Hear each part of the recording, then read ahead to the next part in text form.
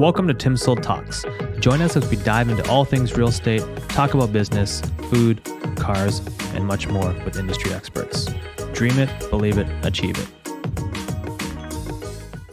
Welcome back to another episode of TimSold Talks. Very honored to have Kayon Mayers here from the Northway basketball scouting agency, right? Yeah. So thank you very much for coming on board, man. No problem. Thanks for having me. Yeah, it's a pleasure to have you here. And I know you have a busy schedule with a new daughter and everything. Yeah, So. trying.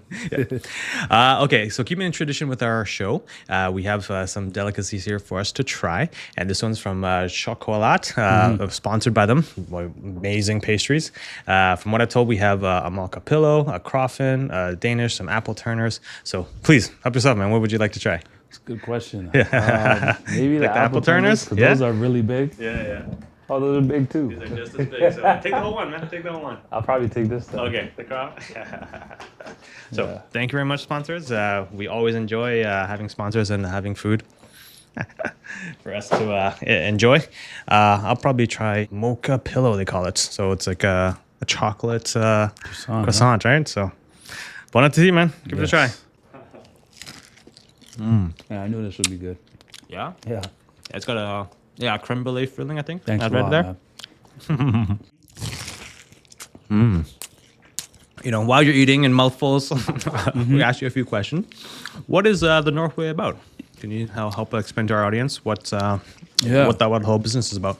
Long story short, I grew up playing basketball my whole life. High level, right? High level. And I kind of, after I got hurt in college, I had took a break from basketball. It was like a detox almost. Okay.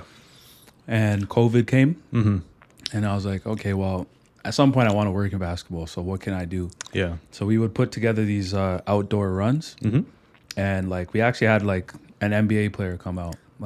Could you name drop or? Yeah. Omar Yuyi. He plays for the Washington Wizards. Yeah. And he's from Rexdale, so he came, and the run just kept growing, and we turned it into this pro-am, which is a semi-pro game, and brought it inside once the restrictions lifted, and then we had this thing called the Northway, which was previously a clothing line, and it was popular in high school. Like Dylan Brooks, a bunch of people used to have the gear. Okay. And we're like, okay, well, that's not doing anything. Why don't we just take basketball and put it under that?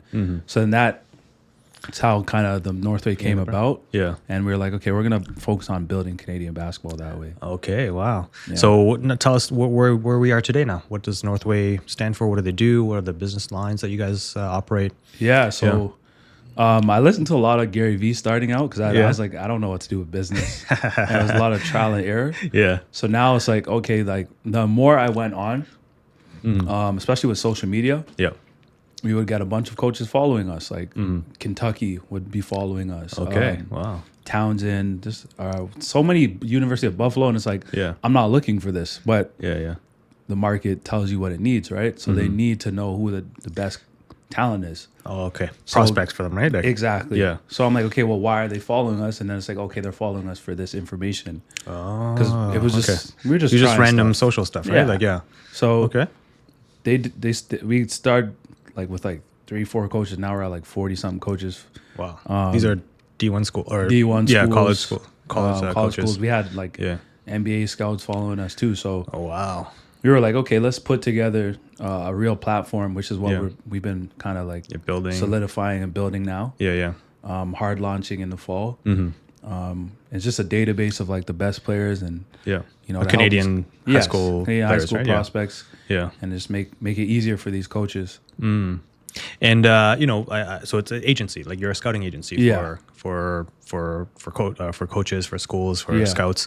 And can you share, a little bit more about that? How did the idea was great because did you go through it yourself? Did you meet coaches, or how did you, really kind of figure this all out? Or that's the word right there, figuring it out. Yeah. So I grew up.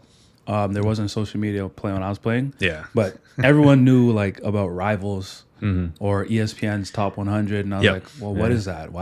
How's it work? Why they were how's that a business? So my friend actually started something similar to what we did, scouting service, back in the day called Crown. Him and the guys from North Pole Hoops, they originally started that together. Okay.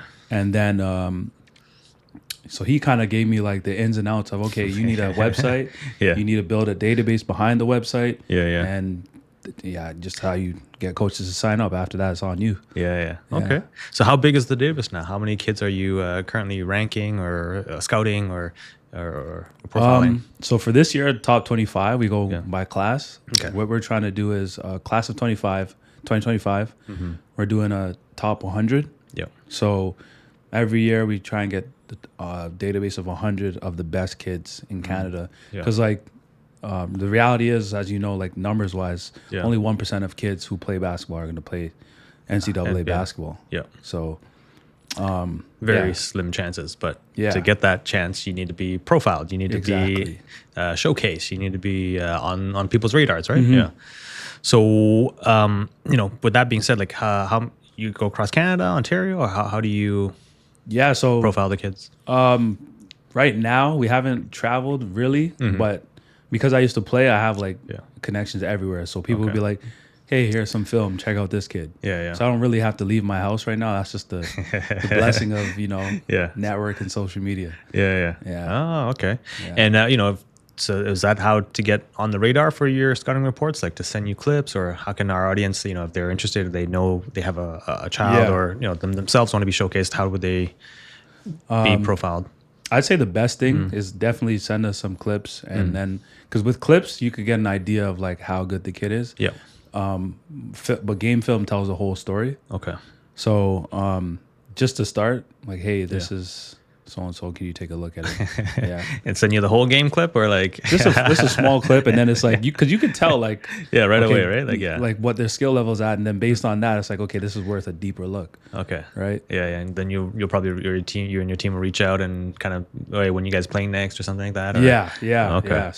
Yeah. So that's a full like scouting service for high school kids, right? yeah. And then based on the film, we'll like profile you because like basketball is a game of habits. Yeah. Right. You can pick up, especially at the high school level, you could pick up their habits in like the first quarter. Yeah. Okay. And have you had much? This is a relatively new business, I take it, right? So have you guys had much success in profiling kids and them getting scholarships or accepted or playing in NCAA and higher? Or So even though we like just started, like we have profile kids and we're doing it for free, and like these kids will get a bunch of followers from Division I coaches. Yep.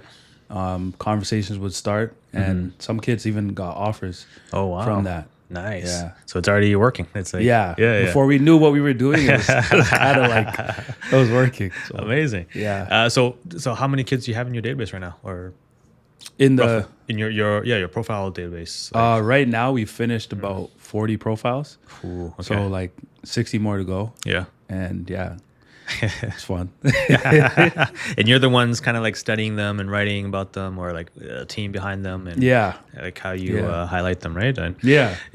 And what's differentiates your profile from some of the other profiles or other kind of competitor services out there? I'd say for us, like we're very big on how do I say this? Like basketball IQ, because to me, if you can't like. I'm not saying you have to play, because at the end of the day, Greg Popovich didn't play. He didn't play, yeah. But like he understands the game at a high level. So yes, for me, it's like if you're gonna work with us for us, you need to understand basketball on a deeper level. Because it's like if you don't understand what reads are happening, secondary and third reads on a pick and roll, and what you're looking for, then you won't understand. Okay, why is this kid so good? Like despite his size, he may be smaller. Right, but he's very good because his IQ is at this level. So to be a good scout, right, like, or a good agent, right, essentially, right, a good scouting agent. So what about on the player side? What are you looking at for the players, like to give our audience some tips, or kids that are listening, what would they need to showcase you or show to you, like demonstrate, to get on your radar?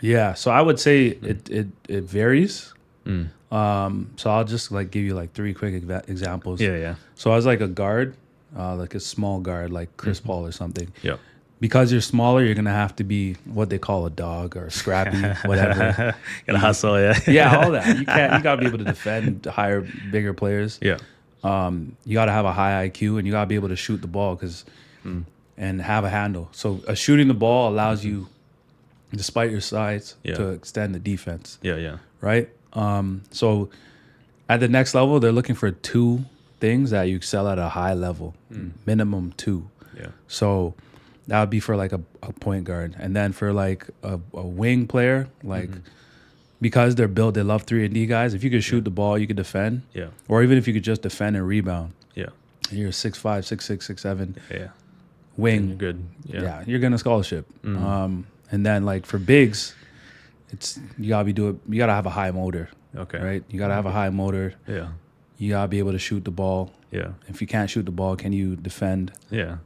Right? So and I guess that's kind of changed from when I started playing was like, the bigs were just like the Shaqs or Yeah, the Hakeems and Yao Ming just kind of stand there, get the ball. Yeah. Low post, 2 pump. Exactly. Just power basketball. Yeah. Now that's totally changed, right? Like, Yeah. Did you go through that because while you're playing, or you kind of grew up in the newer era, right? Yeah. So, yeah. Yeah, it's I saw the change, and like when I was playing, like we wouldn't shoot. One person wouldn't shoot more than like 3 threes a game. Yeah. It was like very like half court oriented. We'd run. Our teams would run and press, but when things got gritty, like obviously, it's a lot of half court, but a lot less threes. But I'd say that's the biggest difference is like the threes. Threes, yeah. Yeah. Steph Curry can change the game. It's nuts. Yeah. I forgot to ask.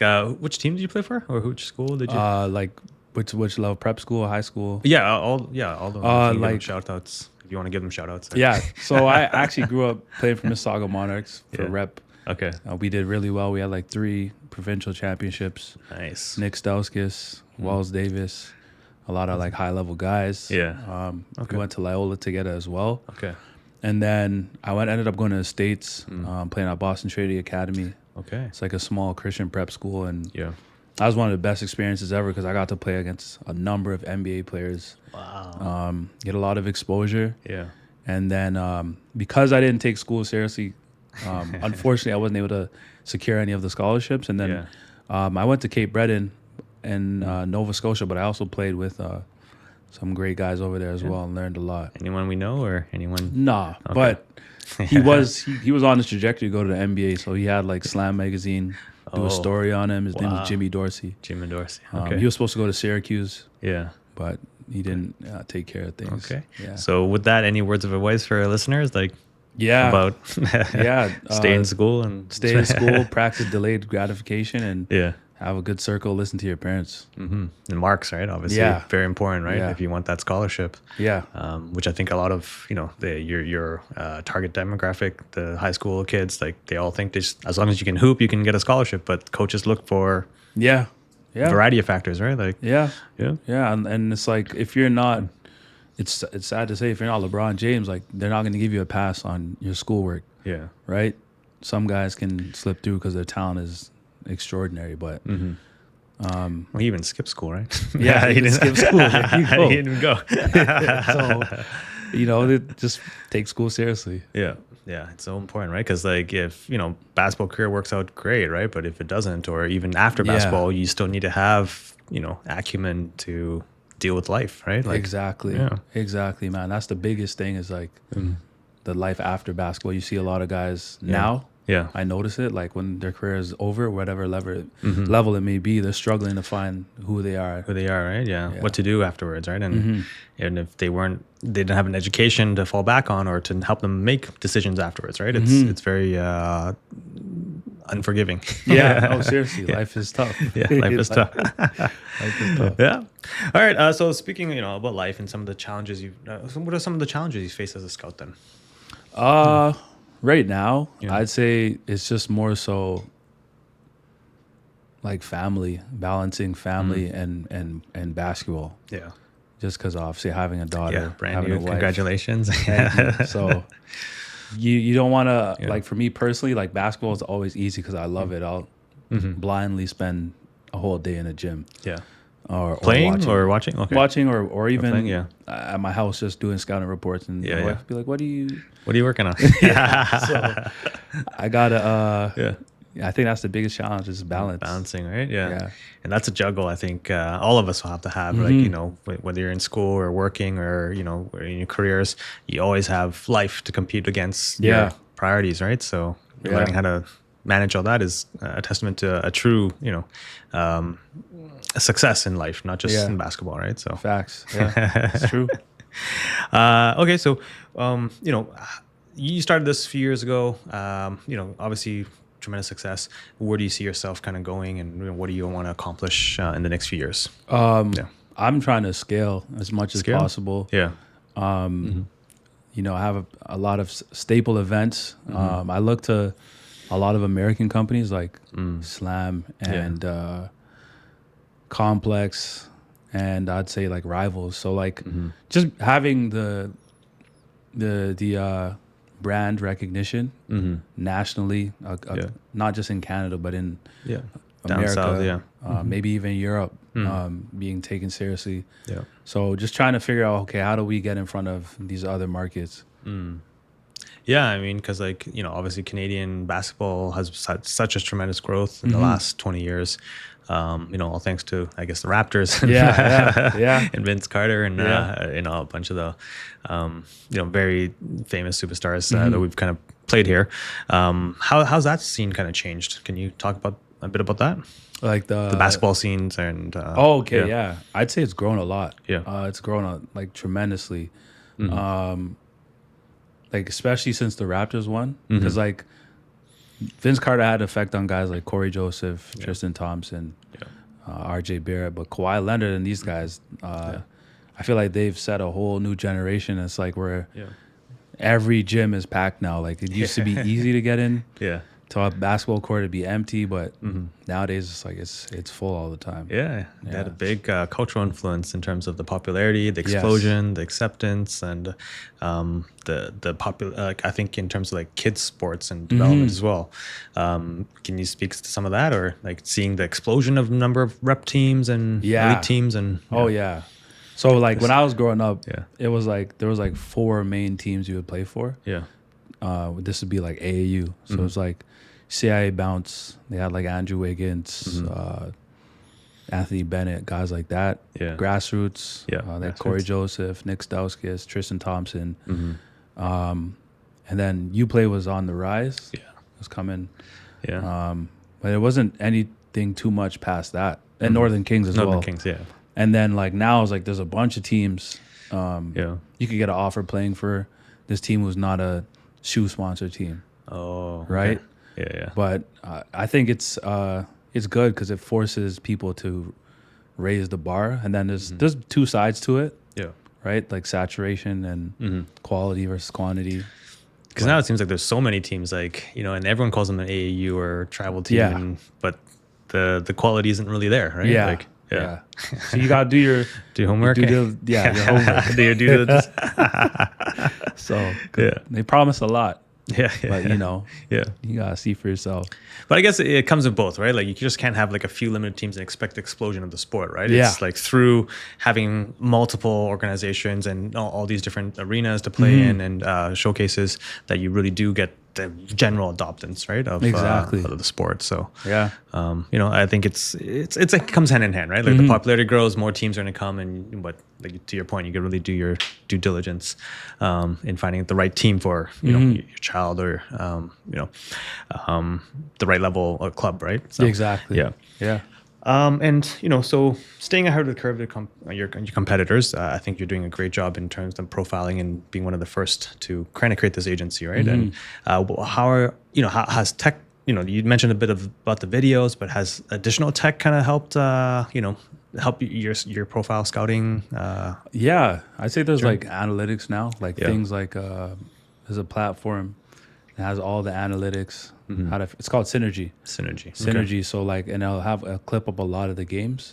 However, you have to find a way to get Synergy because it's expensive, and then it's like they have requirements for you to have Synergy. But like things like that have made it a lot easier. There's more film. Like in our days, unless Ball is Life or Slam magazine was in the building, you had no coverage of it, right? No, none. It was just a little write up online, but now everyone and their dad has a YouTube clip of them online. Exactly. So it's funny because everyone's constantly selling on social media. And how much of that is real and how much of that is like kind of like fake, I guess, or fluff? Or I'd say most of it is fluff. Because the kids, and I want like this to not come off the wrong way, but I think it's important because the kids who are actually like high level, someone's speaking for them. Like whether it be a platform or a scout. Yeah. They don't have to be sold because their game does the talking. For themselves, right? Yeah. So okay. I think some kids need to take a step back from social media and do more. Just more actual skills development and work on their game more. That's interesting. Yeah. Yeah, because now it seems like who's got the loudest voice. Yeah. Who's got the biggest marketing dollars behind them seems to be the more profile kind of players. But when you put them on a real test, it's not really right. Like, and then that's another game too, because it's like, to be honest, the players make these platforms. So a lot of the times you'll see X player get 5-6 highlights because the return on the attention he's providing from that mixtape. So it's like, it's a business now. It's a business. Like just like with everything, they start once they realize the potential, then they start putting some dollars behind, and they want to maximize that. Yeah. Okay. I got it. Okay, so when you're looking at players, like how do you identify their potential or talent, or what else do you really look for? I'd say the number one thing, obviously, like talent, like that's important. Natural athleticism and not even necessarily athletic, because it depends. It varies with kid to kid. Unless you're like Vince Carter, like freakish, it's all varies. But like, I'd say like a high skill level, and then like athleticism. It could be laterally, you could be amazing. You could be have amazing footwork. You could be great forward or vertical. Yeah. So, or you could be more so of a highly skilled player, but that's still just as good as a guy who's athletic. But then at the core of every high level that I've seen, like every high level athlete is a high character. So like personal character. Character, because for instance, like a guy like Dylan Brooks, you look at him, right? Like his trainer, David Tyndale, he didn't make it to the NBA, but he's humble enough to listen to every single thing he's told him, right? To help him get to that level. So you see kids with high character, and it's weird. Every NBA player I've known or met, they're high character guys. Yeah. They're very humble. Coachable, and you have to be. You don't get that far without being that way. Yeah. I see. So what's been the most rewarding part about running the Northway? Mentorship. Because everything I went through, I can now tell you from an unbiased perspective, because I'm not a coach. Yeah. I don't make money from you putting getting a scholarship somewhere. Right. So I make money from having good scouting reports. Yeah. But whether you are a 5-star or no one knows who you are, like I love being like, hey, like if you want to get to this level, you should do this. Yeah. I'm kind of attracted to the kids who are like no one cares about, and they're cast away. So just having the opportunity to speak into their life is like, that's the most rewarding part for me. I see. Yeah. So it's like giving back and encouraging and bringing them up from their circumstance, right? Yeah. Because it's like really the difference is like, okay, cool. Like you could be 6'5" or 6 foot. Yeah. But generally most basketball players are tall. But so what's the difference? Yeah. It's the information. Right? So who's his mentor? What information is he getting? That's kind of shaping them, or yes. Yeah. So it's like some information is gate kept and guarded. So I kind of like, I want to democratize everything. And if you don't make it, that's on you. That's on you, right? Yeah. Got it. Okay, just being mindful of time here. So we always end our conversation with 2 questions I like to ask our guests. And the first one is, what's the one type of food you could eat for the rest of your life? It's a tough one, right? Pizza? Yeah, that's my favorite. Any particular brand or type or restaurant or recipe? What's it called? How did I forget? I love it with the stuffed crust. Stuffed crust pizzas? Oh, the cheese inside? Cheese inside and double cheese. With the pepperoni. It's over.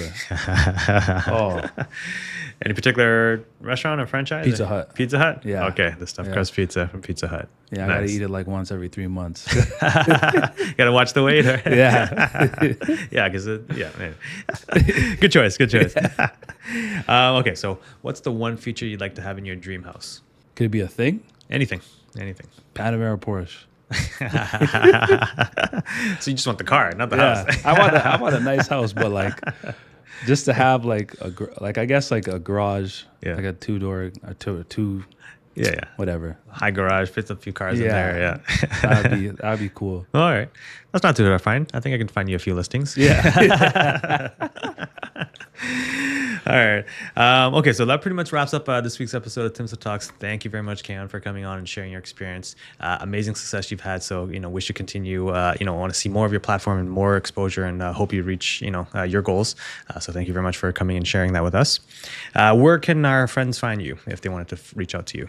They can find me at Kayon Mayers, Kayon Mayers on Instagram or Twitter. Okay. And then they could follow The Northway at The Northway on Instagram or Twitter. Mm-hmm.